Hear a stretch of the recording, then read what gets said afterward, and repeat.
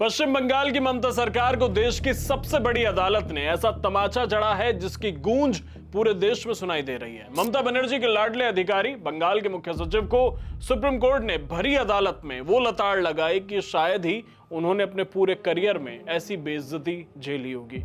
CJI Suryakant और justice Joy Mallya Bagchi के तीखे सवालों ने बंगाल प्रशासन की धज्जियां उड़ा दी। कोर्ट ने साफ कह दिया कि स्थानीय पुलिस पर भरोसा नहीं किया जा सकता। किसी राज्य के लिए इससे ज्यादा शर्म की बात क्या होगी कि सर्वोच्च अदालत कहे कि राज्य की पुलिस निकम्मी हो चुकी है। 1 अप्रैल को मालदा के मानिकचक में एक खास समुदाय की उग्र भीड़ ने 7 न्यायिक अधिकारियों को घेर लिया, उन्हें बंधक बना लिया। जब ये सब हो रहा था तो बंगाल की पुलिस तमाशबीन बनी बैठी थी। इसी अराजकता को देखते हुए सुप्रीम कोर्ट ने मामले के रिकॉर्ड एनआईए को सौंपने के निर्देश दिए। बात करते हैं उस फटकार की जिसने मुख्य सचिव की सिट्टी पिट्टी गुम कर दी। जस्टिस जॉय माल्या बागची ने मुख्य सचिव से पूछा कि आपका फोन अक्सर स्विच ऑफ क्यों रहता है। यहां तक कि कलकत्ता हाईकोर्ट के चीफ जस्टिस आपसे संपर्क करना चाहते हैं लेकिन आप उपलब्ध नहीं होते। मुख्य सचिव ने बताया कि वो दिल्ली में मीटिंग में थे, फ्लाइट में थे, तमाम उन्होंने कारण दिए लेकिन कोर्ट ने उन्हें वहीं आईना दिखा दिया। जस्टिस बागची ने कहा कि शाम को फोन आए होंगे, मतलब अगर आप दिन में व्यस्त थे, ऑफ था, फ्लाइट में थे तो शाम को फोन आया होगा आपके पास। अगर आपने अन्य मोबाइल नंबर साझा किए होते, उन्होंने कुछ ऐसा कहा था कि हाई सिक्योरिटी नंबर है इसलिए नहीं दिया जा सकता। चीफ जस्टिस सूर्यकांत ने चीफ सेक्रेटरी दुष्यंत नरियाला से कहा कि आप इतने ऊंचे नहीं हो सकते कि मुख्य न्यायाधीश की आप तक पहुंच ना हो। अपने आप को थोड़ा कम ऊंचा रखिए ताकि चीफ जस्टिस जैसा आम सेवक आपसे जुड़ सके, आपको कनेक्ट कर सके। Helpful for the Chief Justice and the High Court administration if you had been kind enough to share your mobile number and other particulars.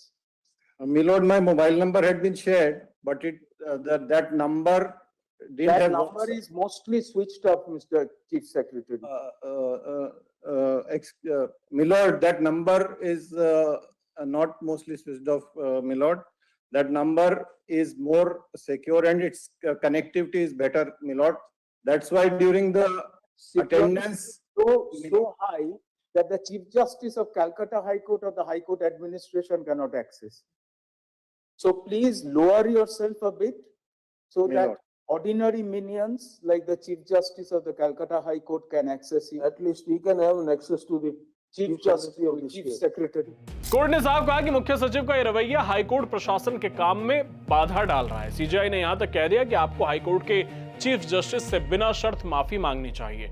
यह सीधे तौर पर ममता सरकार के प्रशासनिक तंत्र की हार है। जब देश की सबसे बड़ी अदालत यह कह दे कि उसे किसी राज्य की पुलिस पर यकीन नहीं है तो समझ लीजिए कि उस राज्य में कानून व्यवस्था दम तोड़ चुकी है। एनआईए को केस सौंपने का मतलब साफ है कि केंद्र की एजेंसियां अब उन फाइलों को खंगालेंगी जिन्हें बंगाल पुलिस दबाना चाहती है। आखिर चुनाव के बीच में ऐसा क्यों हो रहा है? क्या टीएमसी को हार का डर सता रहा है? सरकारी अधिकारियों, खासकर न्यायिक अधिकारियों को बंधक बनाना क्या किसी बड़ी साजिश का हिस्सा है? क्योंकि जब जब चुनाव आते हैं बंगाल में हिंसा और प्रशासनिक लापरवाही की खबरें बढ़ जाती हैं।